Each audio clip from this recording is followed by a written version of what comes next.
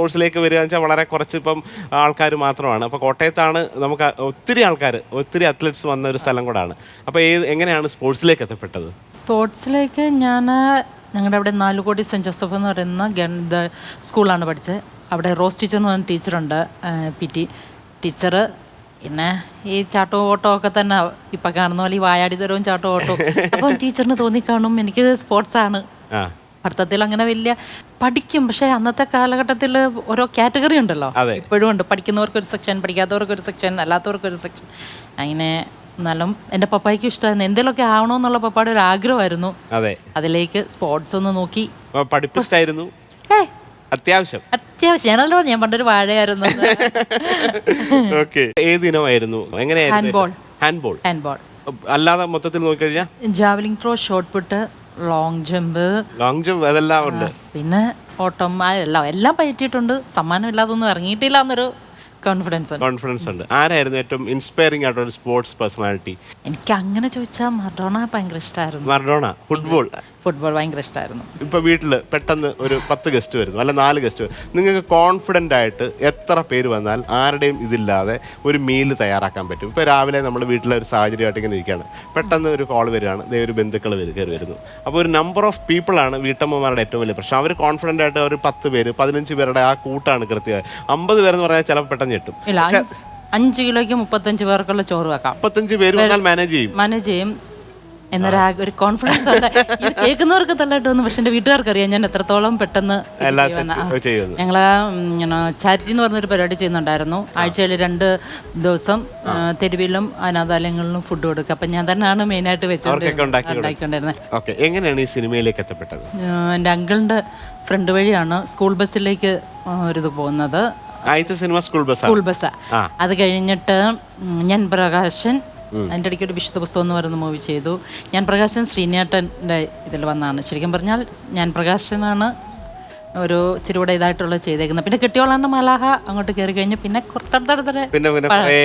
കുഴപ്പമില്ലാതെ സിനിമ താരമാകണം എന്നൊരു ആഗ്രഹം ചെറുപ്പത്തിൽ ഉണ്ടായിരുന്നതാണോ, അതൊരു പെട്ടെന്ന് ഒരു അവിചാരിതമായിട്ട് ഇങ്ങനെ ഒരു അവസരം വന്നപ്പോൾ വന്ന ഒരാളാണോ? അങ്ങനെ വന്നവർക്കപ്പുറത്ത് വന്നു. അപ്പോൾ ഇതുവരെ ചെയ്തതിൽ ഏറ്റവും സംതൃപ്തി, എല്ലാ വർക്കുകളും നമുക്ക് ഇഷ്ടമായിരിക്കും, അപ്പോൾ ചിലത് നമുക്ക് പ്രിയപ്പെട്ടതായിരിക്കും. ബിക്കോസ് ഓഫ് ചിലപ്പോൾ സിനിമ വിജയിച്ചതിൻ്റെ കാരണം കൊണ്ടായിരിക്കത്തില്ല, ചിലപ്പോൾ ആ കഥാപാത്രത്തിനോടുള്ള ഇഷ്ടവും കൊണ്ടാവാം, അല്ലെങ്കിൽ ആ സെറ്റിലെ മൊത്തത്തിലുള്ളൊരു എക്സ്പീരിയൻസ് കൊണ്ടാവാം, കൂടെ അഭിനയിച്ചവരുമായിട്ടുള്ള നല്ലൊരു ബന്ധം കൊണ്ടാവാം. അപ്പോൾ അങ്ങനെ ചില റോളുകൾ നമുക്ക് പ്രിയം. അങ്ങനെയാണെങ്കിൽ ഈ ഒരു ഇത്രയും സിനിമയിൽ അഭിനയിച്ച നിലയിൽ ഏറ്റവും പേഴ്സണൽ ഫേവറേറ്റ് ചെയ്ത റോളാണ്. വിജയിച്ചതുകൊണ്ട് മാത്രം ആവണമെന്നില്ല. അല്ല, കെട്ടിയോളാണ്ട മലാഹ, ജോ ആൻഡ് ജോ. കെട്ടിയോളാണ്ടോ മലയാളി ഞാൻ തന്നെയാണ്.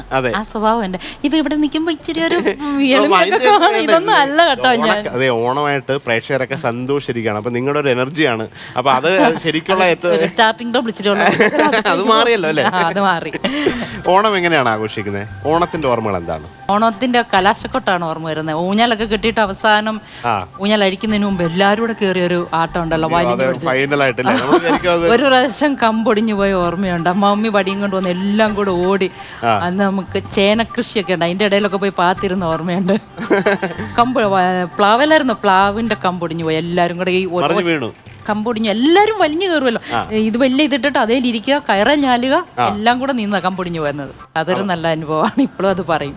സിനിമയിലേക്ക് വരുന്നു, അല്ലെങ്കിൽ സ്പോർട്സ് ഒരു കരിയർ ബിൽഡ് ചെയ്തിട്ട് പിന്നെ സിനിമയിൽ വന്നതാണ്. അപ്പോൾ ഈ ലെവലിലേക്ക് വരുന്ന പുതിയ തലമുറയിലെ കുട്ടികൾക്ക് എന്തൊരു അഡ്വൈസാണ് കൊടുക്കാൻ പറ്റുന്നത്? ഇപ്പോൾ ഈ സിനിമ അല്ലെങ്കിൽ സ്പോർട്സ്, നിങ്ങളൊരു സ്പോർട്സ് പേഴ്സണാലിറ്റി കൂടിയാണ്. അപ്പോൾ ആ സ്പോർട്സിലൊക്കെ ഇനിയത്തെ കാലത്തൊന്ന് മികച്ച് നിൽക്കണേ. അന്നത്തെ നിങ്ങളുടെയൊക്കെ കാലഘട്ടത്തിനെക്കാട്ടിൽ വളരെ കോമ്പറ്റീറ്റീവായിട്ട് ഭയങ്കരമായിട്ട് അത്രയും ടെക്നോളജി മാറിയിട്ടുണ്ട്. അപ്പോൾ നിങ്ങളുടെ സമയത്തുള്ള പോലുള്ള ട്രെയിനിങ് അല്ല, ഫുഡ് മാറിയിട്ടുണ്ട്, അതിൻ്റെ എല്ലാം. ഞങ്ങളുടെ സമയത്ത് ബ്രെഡും പഴവും വരെ തന്നിട്ടുണ്ടെന്നേ. ജമ്മു കാശ്മീർ ഒക്കെ പോകുന്നേരം ബ്രെഡും പഴവും വെള്ളവും തന്ന് ഹിമസാഗർ എന്ന് പറയുന്ന ട്രെയിനിൽ 5 ദിവസം ഇരുന്നിട്ടൊക്കെയാണ് പോയി മത്സരിച്ചത്. ഇന്നൊക്കെ അതാ കുറെ സ്ട്രഗിൾ ചെയ്തത്, പക്ഷെ അതിനുള്ള ഒരു ഇത് അന്നത്തെ കാലത്തില്ലായിരുന്നു. അതെ, അല്ല അതാ കാലഘട്ടത്തിന്റെ മാറ്റമാണ്. അത് സ്പോർട്സ് എന്ന് പറയുമ്പോൾ ഏറ്റവും കൂടുതൽ കിട്ടിയേക്കുന്നത് നമുക്ക് അവഗണനകളൊക്കെ തന്നെ ആയിരിക്കുമല്ലോ. ആ അവഗണനകൾ കൊണ്ടാണല്ലോ ഇപ്പോൾ ആളുകളെല്ലാം നിങ്ങൾക്ക് അനുമോദനങ്ങളായിട്ട് വരുന്നത്. അതെ, അതാ പിന്നൊരു ഗുണമുണ്ട് കേട്ടോ സ്പോർട്സിൽ. അന്നത്തെ എക്സസൈസും കാര്യങ്ങളൊക്കെ ഉണ്ട്. ഇപ്പോഴും അത് തന്നെ ആ ഒരു രീതിയിലുള്ള ഒരു ഫിസിക്കൽ ട്രെയിനിങ് അല്ലെങ്കിൽ ആ ഡിസിപ്ലിൻ ഇപ്പോഴും എന്തെങ്കിലും കൊണ്ടുപോകുന്നത്? ഇല്ല, അങ്ങനൊന്നുമില്ല. എന്നാലും ഒരു ബേസിക് ഉണ്ടാവുമല്ലോ. ഒന്നുമില്ല, ഇല്ല, സത്യമായിട്ടും ഇല്ല കേട്ടോ. എന്നെ എൻ്റെ മമ്മിയുടെ ഒക്കെ ബർത്ത്ഡേ ആ ഒരു ഇതായിരിക്കും എനിക്ക് കിട്ടിയിരിക്കുന്നത്. അപ്പൊ ഞാൻ ആദ്യം ചോദിച്ചത് നമ്മുടെ ആളുകൾക്ക് നമ്മുടെ ഉപദേശം എന്താണ്, ഒരു അഡ്വൈസ്? അത്യാവശ്യം എനിക്ക് ഞാൻ ഈ എന്തെങ്കിലും ഉണ്ടെങ്കിൽ മുഖത്ത് നോക്കി പറയുന്ന ഒരു സ്വഭാവം എനിക്കുണ്ട്. അതിന് എനിക്ക് അത്യാവശ്യം കിട്ടുന്ന ഒരു പേരാണ് തൻ്റെടി. അതിനൊരു അർത്ഥമുണ്ട്. അല്ല, അതിനൊരു അർത്ഥമുണ്ട്. തൻ്റെതായ ഇടം കണ്ടെത്തുന്നവളാണ് തൻ്റെടി. അപ്പം നിങ്ങൾ എല്ലാവരോടും എനിക്ക് പറയാനുള്ളത്, ഏത് പെൺകുട്ടികളായിക്കോട്ടെ ആൺകുട്ടികളായിക്കോട്ടെ, തൻ്റെ ഇടത്തോടെ നിന്നാൽ അവർക്ക് അതിൻ്റെതായ ഒരു ഇത് കിട്ടും. നമുക്ക് യേസ് പറയേണ്ടടുത്ത് അപ്പം തന്നെ യേസ് പറയാം, നോ പറയേണ്ടടുത്ത് അപ്പം തന്നെ നോ പറയാം. രണ്ടാമത് ആലോചിക്കാൻ, ഇത് ശരിയോ തെറ്റോ എന്ന് ആലോചിക്കുക. ബാക്കി ധൈര്യമായിട്ട് പറയാനുള്ള മനസ്സുണ്ടായാൽ മതി, നമ്മൾ സക്സസ് ആവും. മനം നിറയെ പൊന്നോണ കാഴ്ചകളുമായി ഫ്ലവേഴ്സ്.